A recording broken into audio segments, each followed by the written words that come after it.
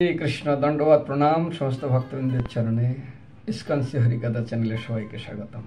अत्यंत मनोयोग सहकारे श्रवण करबेन। এখন শুনবেন সায়ন কিংবা সায়নী একাদশীর মাহাত্ম্য। চারটে একাদশী অত্যন্ত महत्वपूर्ण। সায়ন একাদশী, उत्थान एकादशी, मोक्षदा एकादशी अर्थात गीता जयंतीर दिन जेदिन कुरुक्षेत्र युद्ध हয়েছিল कृष्ण अर्जुन के गीता दान करे दिल। मुक्तिर एकादशी और एक हलो पांडवा निर्जल एकादशी। সেই জন্য এই সায়নের একাদশী অত্যন্ত महत्वपूर्ण। विशेष করে এই একটা একাদশী যে একাদশী সমস্ত ব্রতের থেকে শ্রেষ্ঠ, সমস্ত পাপকে নষ্ট করে আর সমস্ত উপদ্রব অর্থাৎ বিভিন্ন গ্রহদেশ, বিভিন্ন জীবনের খারাপ সময় এটা আসে মানুষের জীবনে। সমস্ত উপদ্রব এবং সমস্ত খারাপ সময় বিভিন্ন দুঃখ কষ্টের হাত থেকে একমাত্র রক্ষার উপায় এবং সুখ এবং মুক্তি প্রদানকারী। তো সেই জন্য এক সময় ভগবান কৃষ্ণ যুধিষ্ঠির মহারাজ জিজ্ঞাসা করছেন, প্রভু আষাঢ় মাসের শুক্লপক্ষের একাদশীর নাম কি, তার মাহাত্ম্য কি? ভগবান কৃষ্ণ বললেন, শোনো, ভবিষ্য পুরাণে বর্ণনা করা আছে এই একাদশীর মাহাত্ম্য। আর এখানে এক পৌরাণিক কাহিনী অত্যন্ত রোমাঞ্চক এবং অত্যন্ত আদর্শ শিক্ষণীয় এক রাজার জীবনী। তুমি তো মহারাজ, তুমি মনোযোগ করে সহকারে শ্রবণ করো। আচ্ছা প্রভু, বিশেষ করে শোনো, এই ব্রত যদি কেউ করে না সে অত্যন্ত সৌভাগ্যে পরিণত হয় এবং সমস্ত উপদ্রব অর্থাৎ অরাজকতা সমাপ্ত হয়। এই রাজা মান্ধাতা সূর্য বংশের রাজা ছিলেন এবং তিনি রাজা না, তিনি রাজস্বীও ছিলেন এবং তিনি অত্যন্ত সদাচার সম্পন্ন বৈষ্ণব ছিলেন এবং তিনি সত্য প্রতিজ্ঞ ছিলেন, অত্যন্ত ধার্মিক ছিলেন, অত্যন্ত প্রভাবশালী রাজা ছিলেন। আর সন্তানদেরকে অর্থাৎ প্রজাদেরকে তিনি নিজের সন্তানবৎ পালন করতেন। তার ভয় ছিল, যদি আমি অন্যায় করিস তো প্রজাদের 6 ভাগের 1 ভাগ পাপ আমাকে গ্রহণ করতে হবে। এবং তার রাজ্যের এক মহান গুণ ছিল, তার রাজ্যে কোনোদিন কেউ কোনো রকম দুঃখ কষ্ট পেত না, না কোনো রোগ ব্যাধি ছিল, না দুর্ভিক্ষ ছিল, না খাদ্য অভাব ছিল, না কোনো ভয় ছিল, না কেউ অন্যায় আচরণ করত, না কেউ শাস্ত্র বিরুদ্ধ কোনো আচরণ করত এবং অধার্মিক পরায়ণ ছিল। সবাই ছিল অত্যন্ত নিষ্ঠাপরায়ণ এবং ধার্মিক পরায়ণ। এই যে রাজা, এই সন্তানদের এই এত সুন্দর সদাচার সম্পন্ন দেখে এবং প্রজারা রাজার এই সদাচার সম্পন্ন দেখে তারা অত্যন্ত অত্যন্ত সন্তুষ্ট থাকেন এবং অত্যন্ত আনন্দের জীবনযাপন করতে লাগলেন। কিন্তু দৈবের বিপাকে এক এক করে 3 বছর এই রাজ্যে বৃষ্টি হয় না। প্রজারা অত্যন্ত ক্ষুধার্ত হয়ে যায়, খাদ্য অভাবের চারিদিকে হাহাকার করে ওঠে এবং প্রজারা রাজার কাছে আসে, বলে, প্রভু আপনি কোনো উপায় ব্যবহার করুন, কারণ রাজার দোষে রাজ্য নষ্ট, কিছু না কিছু অন্যায় কোথাও আমাদের হচ্ছে। রাজা বললে, দেখো আমার জীবনে আমি অত্যন্ত ধ্যান দিয়ে দেখেছি, আমার জীবনে এমন কোনো কুকর্ম, এমন কোনো কিছু করেনি যা বৈষ্ণব সদাচার এবং শাস্ত্রের বিরুদ্ধ। তবে এমন কেন হচ্ছে? তারা বললে, হে প্রভু শুনুন। প্রজারা বলছে, নারায়ণের নর আয়ন অর্থাৎ জলের আরেক নাম হলো নীর কিংবা নর। এই নরে কিংবা জলে ভগবান শয়ন করেন, তার জন্য তার নারায়ণ। আর তিনি সমস্ত জীবকে প্রতিপালন করেন, তার জন্য তাকে বলা হয় নারায়ণ। তো আমরা একবার চাই না কোনো রাস্তা করি, ভগবানের উপাসনা করি না, কিছু একটা উপায় তো বের করুন। রাজা বললেন, ঠিকই বলছো। তখন এনারা সবাই মিলে কি করলেন না, তারা বনে গমন করলেন এবং বনে গমন করে তারা বিভিন্ন আশ্রম ভ্রমণ করতে করতে ব্রহ্মার মানসপুত্র অঙ্গিরা ঋষির আশ্রমে তারা উপস্থিত হয়।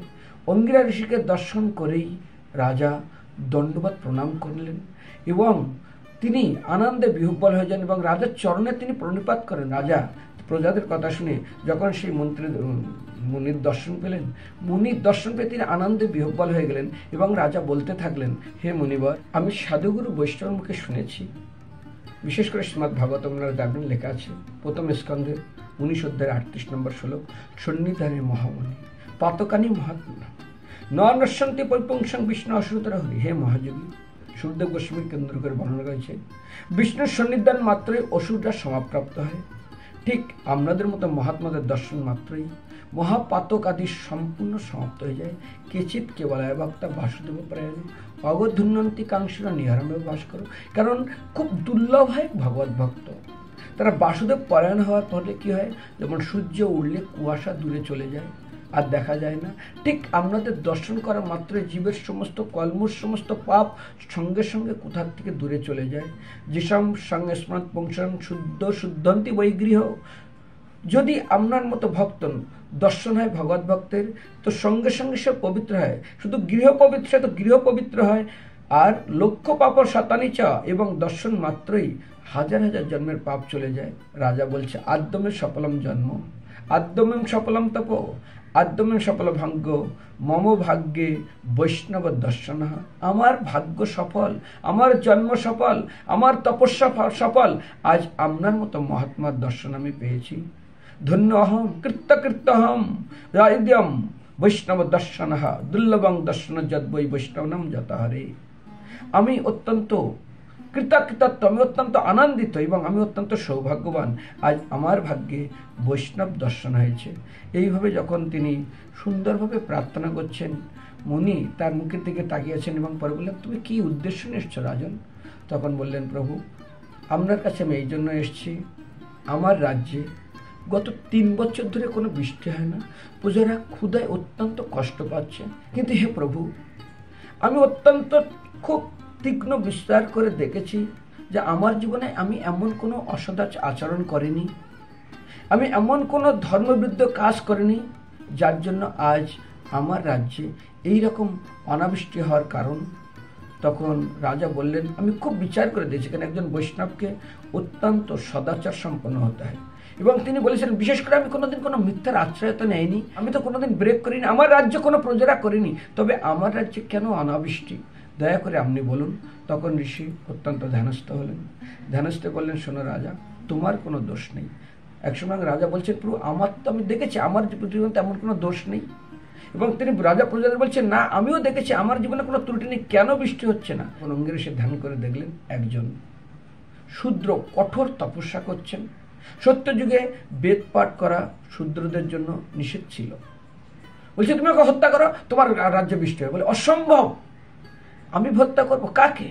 যে তপস্যাত এক ব্যক্তিকে? মন্তব্য, না না, আমি এটা করতে পারবো না। আর আপনি আমাকে বলছেন হত্যা করতে? অসম্ভব, এটা আমি করতে পারবো না। আর কোনো উপায়? বলে, হ্যাঁ। তিনি ধ্যানস্থ দেখলেন, বলে, আষাঢ় মাসে শুক্লপক্ষের যে সায়নী একাদশী আছে তুমি পালন করো, তুমি না তোমার প্রজাদের সঙ্গে পালন করো, দেখবে তোমার রাজ্য বৃষ্টিত হবে এবং ধান মানে প্রয়ার সৌভাগ্যের উদয় হবে।